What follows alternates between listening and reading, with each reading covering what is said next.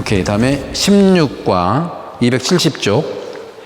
왕의 반대자를 조용히 만들라. 21장 28절에서 22장 46절인데, 여기 보시면 271쪽에 보시면요, 중간에 또 볼트체로 되어 있죠. 질문 위에 예수님과 종교 지도자들 사이의 갈등은 예수님이 질문을 던지고 비유를 말씀하면서 일어납니다. 요거를 읽어보면은, 네. 271쪽에 질문과 나눔이 있는데, 두 아들의 비유, 포도밭 소작인의 비유, 혼인잔치의 비유에서, 그렇죠. 22장 14절까지죠.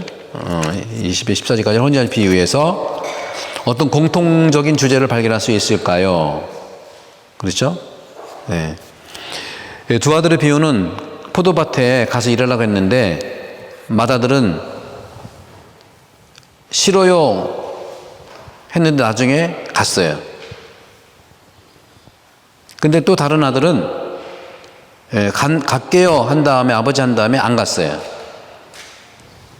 내가 진실로 말하는데 간다고 했다가 안 간 사람인가? 안 간다고 했다가 간 사람 누구냐? 간다고 했다가 안 간 사람 누굴까요?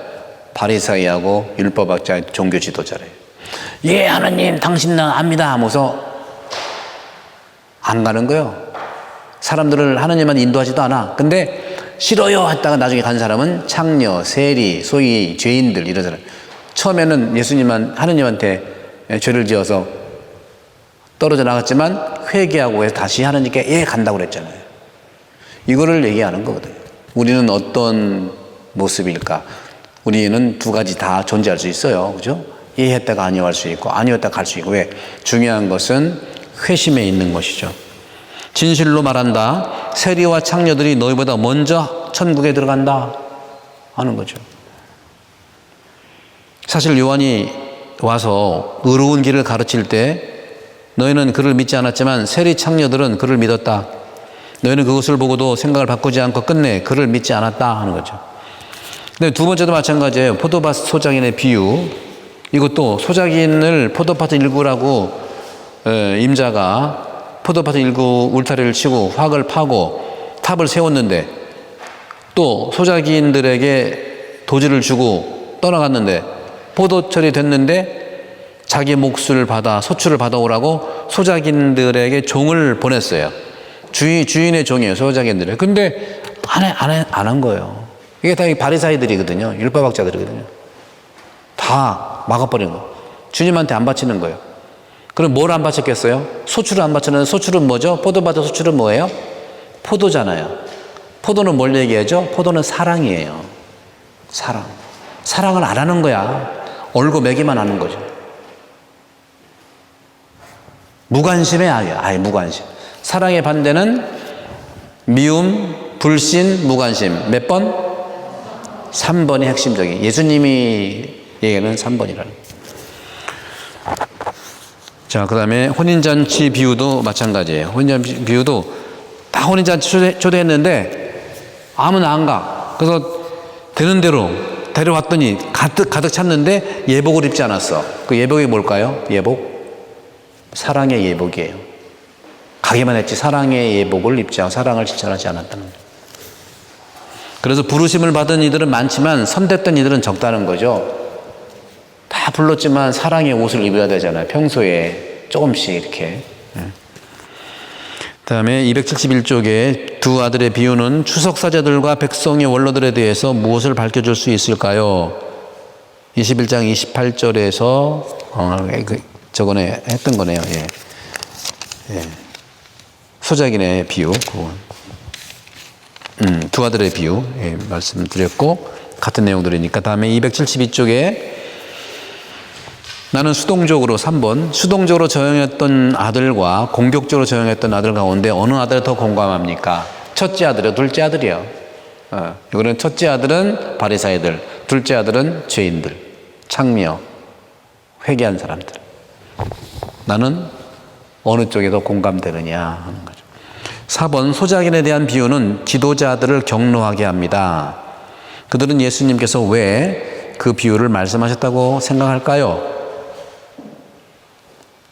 소자기인들은 짜증나는 거죠. 나한테 줘, 내 거야 되는데 소자 그 주인이 종을 불러서 소주를 바치라니 아주 짜증나는 거죠. 그 부도받은 사랑인데 사랑하지 않는 거예요. 5번 혼인잔치 비유에서 예수님은 많은 사람이 초대받았지만 소수만이 선택되었다는 점을 설명하십니다. 예수님은 종교 지도자들에게 무엇을 이해시키고자 했다고 생각합니까? 이 사람들은요, 자기 이익에만, 그러니까 이 사람들은 일만 생각하는 거예요. 여러분, 사랑은요, 일이 아니라 관계예요, 관계. 다음에 273쪽 6번 예수님께서 성전을 청소된 정화죠. 정화하신 다음에 종교 지도자들은 당신은 무슨 권한을 아까 얘기했습니다. 다 한 거죠. 네, 넘어갈게요. 7번 이 마태복음 22장 15절에서 그러니까 이거는 22절까지는 황제에게 세금을 내는 얘기잖아요. 여기에서 종교 지도자들은 예수님과 직접 대면하는 것이 그들에게 이롭지 않다는 것을 깨닫고 논란의 여지가 있는 질문으로 예수님을 함정에 빠뜨리려 합니다. 예수님은 그들의 함정을 어떻게 피해서 갔을까요? 나도 올바른 대답으로 묻지 않겠다 하는 거죠. 여러분들 오늘날에는요 좋은 질문이 여러분을 구원합니다. 가족과의 관계도 마찬가지고 이웃과의 관계도 마찬가지고 질문이 굉장히 중요해요. 좋은 질문에 좋은 답이 나와요. 오늘날에는 그래요. AI한테도 좋은 질문을 하면 다 나와 답이. 질문 못하면 아무 대답도 안 합니다. 옛날에 농경시대 때는요 힘이 최고였어요. 농사지어는 힘이 최고였었어요. 근데 트랙터 만들었잖아요. 그죠? 그래서 자식을 많이 낳는 것도 힘이 되니까 그러는 거지. 노동력. 산업시대 때는요, 지식, 머리를 많이 외워야 돼. 옛날에도 뭐 회사 들어갈 때, 공무원 시험 볼 때 영어하고 일반 상식 많이 배웠잖아. 지금 일반 상식이 필요 없어요. 검색하면 다 나오는데. 그래서 두 번 산업시대 때는 농경시대는 힘이 좋아야 되고 산업사회에서는 지식이 좋아야 돼. 지식, 정보. 지금은 현대시대예요. 지금은 AI 시대고 이때는 뭐가 중요한 시기냐? 질문을 잘해야 돼. 질문을 잘하면 떡도 생겨. 그 좋은 질문은 예수님한테 배워라. 거기 다 나와 있어요. 그래서 여러분들 이 성경을 대하면요 질문을 잘하게 되어 있어요. 질문을 잘한다는 건 뭐냐면 예수님한테 배우면서 강할 때는 강하게, 유할 때는 유하게. 가장 중요한 것 중에 하나가 뭐냐면 하나 팁을 드리면 분명한 메시지를 부드럽게 표현하는 게 대박입니다. 분명한 메시지를 어떻게 하라고요?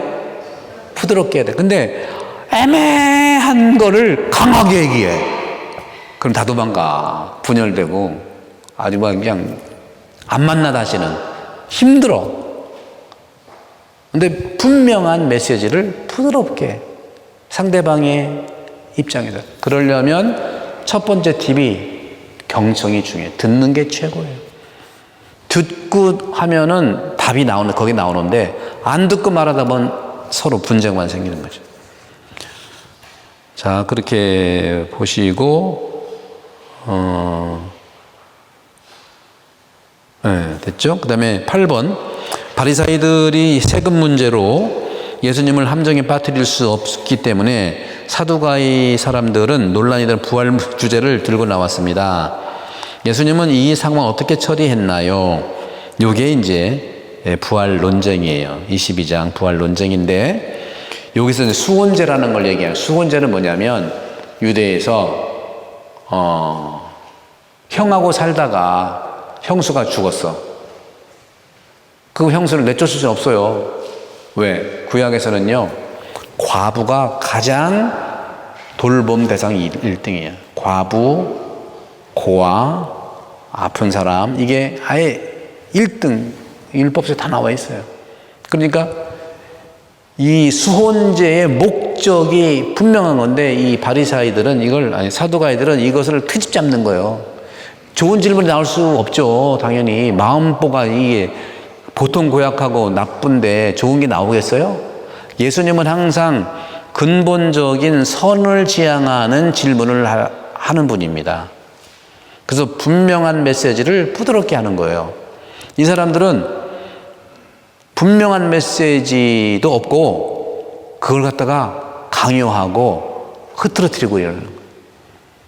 우리도 일반적으로 모든 정치, 경제, 사회 다 볼 수 있어요.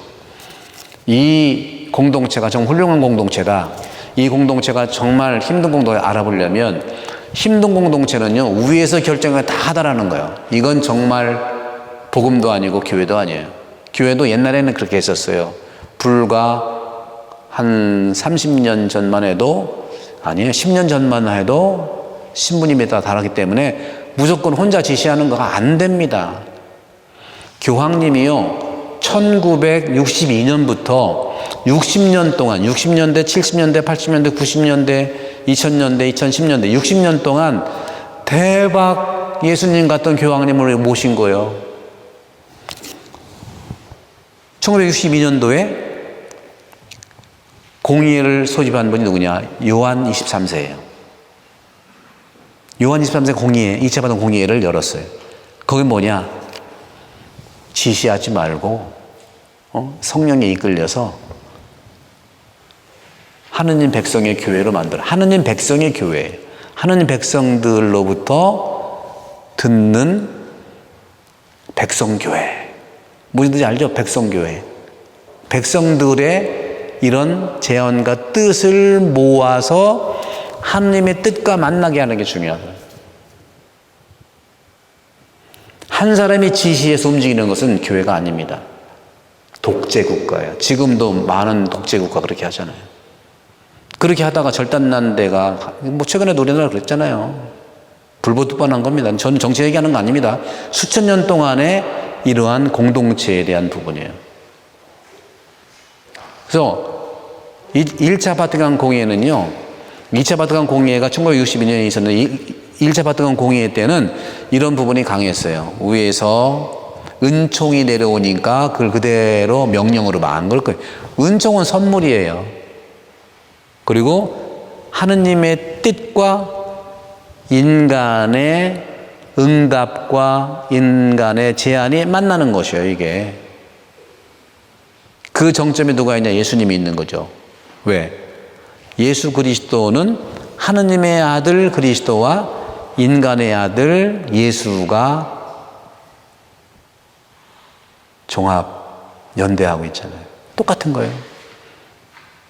하느님의 뜻과 백성의 뜻이 만나야 되는 겁니다. 그래서 그때부터 60년대부터 요한 23세, 그 다음에 바오로 6세, 그 다음에 요한 바오로 1세 교황님이 한 달 만에 돌아가셨고, 그 다음에 요한 바오로 2세 교황님, 그 다음에 베네딕토 16세 교황님, 그리고 프란시스코 교황님, 지금 레오 교황님. 대박 60년 동안 예수님 같은 그런 교황님을 낸 것이 가톨릭 교회라는 거죠. 그것은 이 중심부에서 이루어졌다면 이 말초 현관의 손발에서 이루어져야 되는데 전달할 때 시간이 걸려. 근데 하느님의 뜻과 백성의 뜻을 잘 만나게 하는 것은 고도의 준비가 필요하다는 거죠. 그래서 그런 부분들을 좀 보시면서 여러분들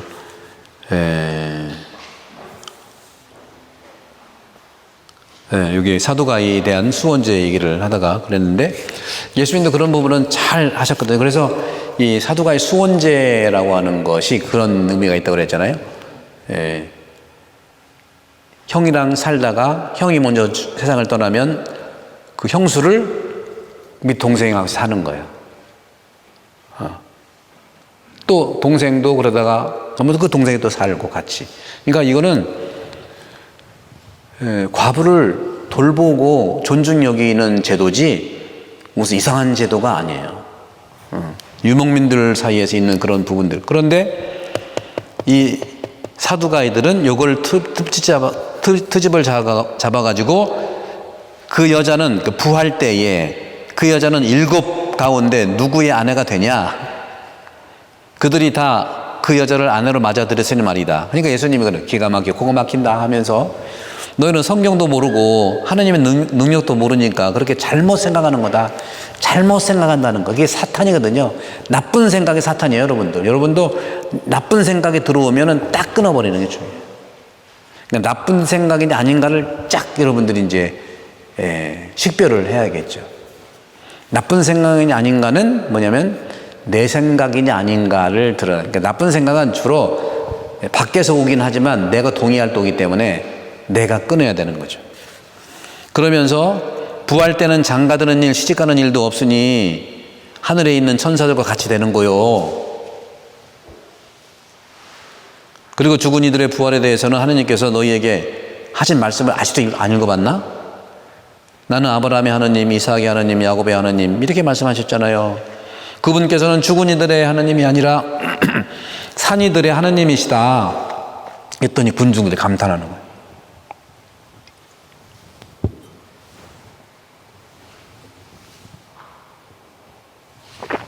네, 그렇게 시간이 그리고 또 약도 다 다르고 해서 좀 어느 정도 나가도록 하겠습니다.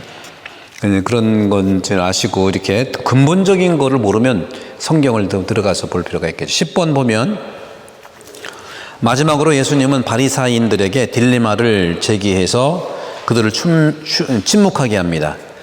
지금 아까 이제 22장 41절에서 46절. 다윗의 자손이고 주님이신 예수 그리스도. 바리사이가 물어봤어요. 너희는 메시아를 예수께 물어. 너희는 메시아를 어떻게 생각하느냐? 그러니까 예수님이 물어본 거예요, 바리사이들한테. 그는 누구의 자손이냐? 그들이 메시아를 어떻게 생각하느냐? 그들이 다윗의 자손입니다 하고 대답하자 예수님이 말씀했어요. 그러면 다윗이 성령의 도움으로 그를 주님이라고 부른 것은 어찌된 일이냐? 그러면서 이렇게 구약과 통틀어서 물어봤더니 한마디 대답은 못한 거예요. 이거는 말을 이기려고 한 게 아니라 구약 성경 하나님의 뜻을 꿰뚫고 있었기 때문에 그렇다. 그러니까 여러분들 어떤 일에 대해서 승리하거나 여러분 뜻을 관철시키는 전체를 다 알고 해야 돼. 자기 아는 부분만 가지고 확대해서는 안 되는 거예요. 그만큼 많이 구석구석 다 알고 그런 부분에 대해서 이거라고 주장을 해야 된다는 것이죠. 자, 그렇게 보시고 이 부분은 이제 넘어가도록 하고요. 오늘 일정은 거의 다 마쳤는데 그래도 7월까지 마지막 하려면 17과도 해야 될 것 같아요. 284쪽을 보시면 17과 마태복음 23장인데요. 거기에 보시면 왕은 반역자들을 규탄한다. 이게 어떤 거냐면 23장에 대한 내용인데요. 이게 간단한 거예요. 이게 뭐냐면 불행하여라 하는 거예요. 그동안의 바리사이들 종교 지도자들한테 예수님이 말하는 거예요. 율법학자 바리사이들은 모세의 자리에 앉아 있었는데 그러니까 율법학자들과 모세의 자리에 앉아 있는 바리사이들이 너희한테 제자들이죠. 우리들한테 말하는 것은 다 실행하고 지켜라. 그들이 얘기하는 다 지키고 실행하라는 거야. 하지만 그들의 행실은 따라하지 말라는 겁니다. 그것이 다 23장의 다 내용이에요. 그래서 그렇게 하는 사람은 위선자들은 불행하다는 것이고 눈먼 인도자들 불행하다는 것이고 또 위선자들 불행하다는 것이고 또 거기 계속 위선자란 말이 다 나와요. 위선자. 그래서 285쪽에 중간에 볼트체를 보게 되면 이스라엘 지도자들은 성경에 대한 지식과 유대인 공동체에서의 지위로 인해서 천국에 가장 먼저 들어갔어야 되는 사람이에요. 율법 알고 종교 지도자인데 가장 먼저 들어갔어야죠. 제가 농담으로 그런 말을 해요. 여러분들, 성경을, 그러니까 천국에 들어가는 조건이 성경을 많이 알아야 들어가겠어요? 성경을 많이 알면 천국 가나요? 아니야 또? 에? 어떻게 하다? 갈 수도 있다고? 성경을 많이 알아야 천당 간다. 정답은 아니지만 그게 중요하긴 해. 굉장히 중요해. 그러면 성경을 많이 알아야 천당 가면 이 중에 나만 갈 거 아니야. 그게 천국이 아니지. 그렇게 보셔야 돼요, 여러분들. 뭐 많이 안다고 하면서 자기만 안다는 건 굉장히 이기주의적인 거예요. 그럼 어떤 거예요? 성경을, 여기 있는 사람들이 성경을 아는 사람이 천국 가는 거예요. 많이는 빼, 제발 좀. 매일매일 하나라도 내가 알고 믿는 사람을, 성경을 많이 알면 도움이 돼, 당연히. 많이 하는 건 부정하지 않지만, 성경을 알고 믿고 실행하는 자가 천국 가는 겁니다. 아셨죠? 그런 거예요. 그러니까 여러분들, 저는 몰라요 소리 하지 말라는 거예요. 여러분 들어서도 숱하게 들었다니까? 그런 부분에서 오늘, 그러니까 여기 나오잖아요. 성경에 대한 지식과 공동체의 지위로 천국에 가장 먼저 들어가야 되는 사람이 누구예요? 바리새인들, 율법학자들이에요. 그렇지만 그들이 거절했기 때문에 예수님은 그들을 심판하고 하는 것이 23장이에요. 불행하여라 위선자들아 뭐냐. 그러니까 아는 게 병인 거예요. 이거는 아는 걸 믿고 자기가 실행을 해야지, 자꾸 자기는 실행하지 믿지도 않으면서 막 천국 갈 수 있는 그 군중들한테만 자꾸 어깨에 무거운 걸 매는 거죠. 그런 점에서 1번도 바리새인을 꾸짖는 게 이렇게 나오는 거고요. 또 286쪽에서 예수님께서 종교 지도자들에 대해서 그런 태도를 갖는 거고, 또 3번도 제자들의 동기, 23장 8절에서 12절을 보시면 23장 8절에서 12절을 보시면 거기에 이제 나와요. 너희는 스승이라고 부르지 않도록 하여라. 너희의 스승은 한 분뿐이시고 너희는 모두 형제다. 여러분은 다 여러분 형제예요. 여러분 그래서 성당은 봉사자라고 하는 거거든요. 형제고 봉사자라고 하지 선생이란 말을 쓰질 않아요. 신부님한테도 선생이란 말을 안 써요. 그냥 아버지라고, 영적인 아버지라고 하지. 그래서 세상 누구도 아버지라고 부르지 말고 아버지는 오직 한 분, 하늘에 계시는 그분 뿐이시고 너희는 선생이라고 불리지 않도록 하여라. 근데 보면은 이단이 나고 성당에서도 사단이 나는 게 성경 알고 뭐 하는데 선생님이래. 그때부터 이단이 시작이에요. 선생님은 없어요. 우리 모두가 형제고 봉사자예요. 그러나 존중해 줘야지. 그래서 그렇게 너희 가운데 가장 높은 사람은 너희를 섬기는 사람이 되어야 된다. 누구든지 자신을 높이는 사람은 낮아지고 낮추는 자는 높아진다 하는 거죠. 그래서 저도 사목국장 할 때 쭉 보면은 성령 기도회 하는 사람들이 지금 많이 좋아졌는데, 그때 서울교구의 지도신부였던 사람인데요. 그 사람이 아니라 신부님인데, 저도 그때 사목국장이고 경주교님이 저보고 그러세요. 신학자가 성령 봉사회 지도 신부 좀 해봐. 그래서 제가 성령 봉사회 대전교회 3년 지도 신부를 했어요. 그때 지금 세월 센터도 그때 그 공사를 졌고 그 담당 신부가 분이 있었죠. 그래서 했는데 서울에서 이제 피정 강사로 이제 서울교구 성령 지도 봉사 지도 신부를 이제 모셨는데 깜짝 놀랐어요. 강사로 오는데 뭐 리무진에 세대가 쫙 들어오는 거예요. 그 큰 차가, 엄청 큰 차가. 나는 그때 이제 아반떼였는데,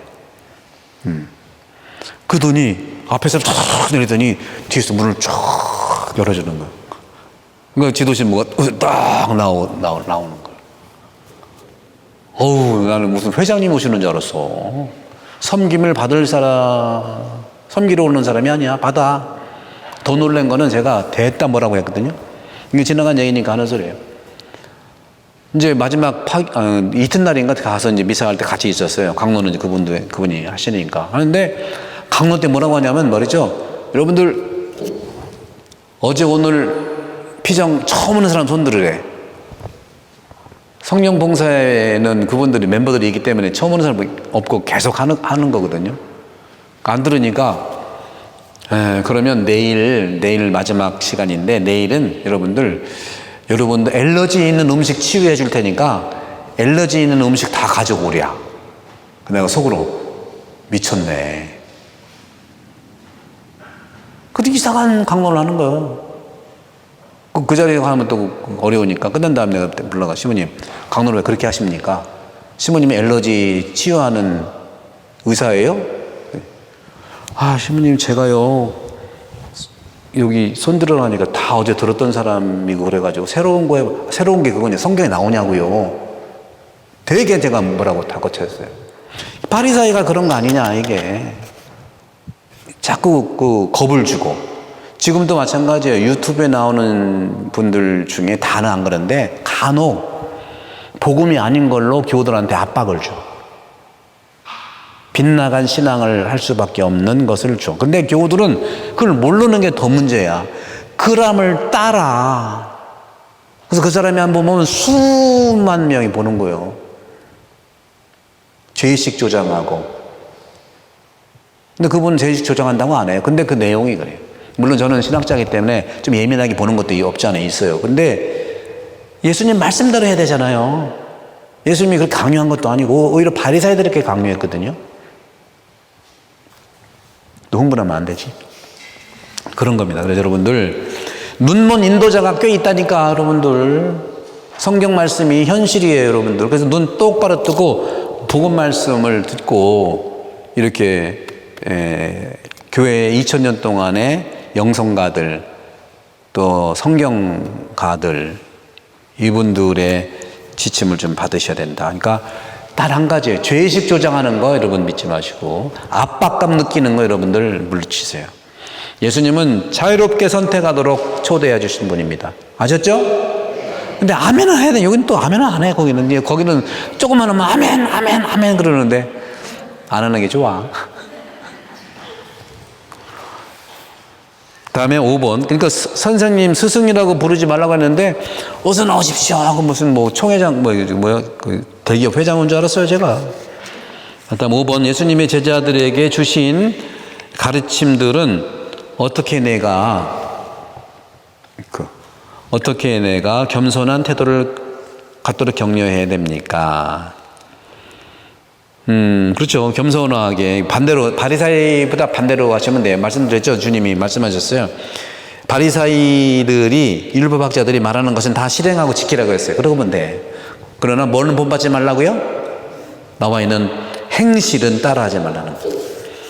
6번. 예수님께서 율법학자들 바리사이들에게 7가지 불행을 선포해서 요점 요약을 한번 해보시면 좋고요. 7번도 역시 내적인 의와 외적인 의를 혼동하는 종교 지도자들을 정죄하십니다. 23장 25절에서 28절 다 그런 내용들이에요. 네, 위선자들, 위선의 행위들.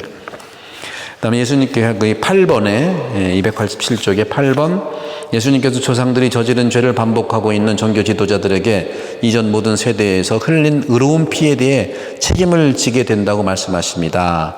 23장 33절에 36절 이런 거죠. 여기 보시면 아주 독하게 말씀하세요. 너희 조상들이 시작한 짓을 마저 하여라. 그러니까 바리사 율법학자들한테 그렇게 얘기하는 거예요. 너희 뱀들아, 독사의 자식들아, 너희가 지옥형 판결을 어떻게 피하려느냐? 그러므로 이제 내가 예언자들과 현인들과 율법학자들을 너희에게 보낸다. 너희는 그들을 더러 죽이거나 십자가에 못 박고 더러는 너희 회당에 채찍질하고 이고을 저울 쫓아다니며 받게 할 것이다. 굉장히. 근데 이 부분은 예수님이 직접 말했다기보다 마태오 공동체의 첨부 같아. 예수님의 이름으로 막 눌러버리려고 하는 것 같아. 그러니까 교우들을 누르는 게 아니라 빗나간 종교 지도자를 눌러버리는 거예요. 예수님도 강대 강, 유대 유야. 누구한테 강했어요? 힘있고 강한 사람한테 강했고요. 약한 사람한테 한없이 유했다고요. 나는 여러분 어떻게 지내세요? 저도 그런 것 같아요. 불의한 거에 대해서는 목소리를 내지만 약한 사람한테 한없이 약해지는 거예요. 예수님이 그랬다는 거죠. 자, 그렇게 보시고 9번 예수님을 재판관으로 볼 때 나의 반응 어떻습니까? 너무 좋아. 나는 예수님 재판관이면 좋겠어. 예, 공정하시니까. 10번 압도적인 비난 속에 예수님의 부드러운 연민은 어떻게 분명히 나타납니까? 37, 39에 나와요. 예루살렘에 두시고 한탄하시면서 말씀하시는 거. 네. 다음에 11번 오늘날 우리가 신앙을 삶으로 살고자 노력할 때 마태오 23장은 어떤 경고와 희망을 줍니까? 우리한테 위선자가 아닌 예수님을 따르는 행복한 사람으로 말씀을 믿고 실행하는, 할 수 있는 만큼 실행하면 돼요. 이걸 십자가로 생각하지 마시고, 아셨죠? 그렇게 하시고 오늘 수고들 많이 하셨고, 다음 시간 7월 달에 마감을 할게요. 7월 달에 둘째 주나 이 정도에 좀 너무 도움은 안 되겠지만, 그래서 앞으로 18과부터 몇 과가 남았냐면 22과 마지막 마무리하고, 또 제 생각은 9월이나 10월 정도에 요한복음은 아주 더 자세하게 나가도록 하겠습니다. 성부와 성자와 성령의 이름으로 아멘. 주님께서 여러분과 함께 전능하신 천주 성부와 성자와 성령께서는 우리 모두에게 강복하소서. 아멘.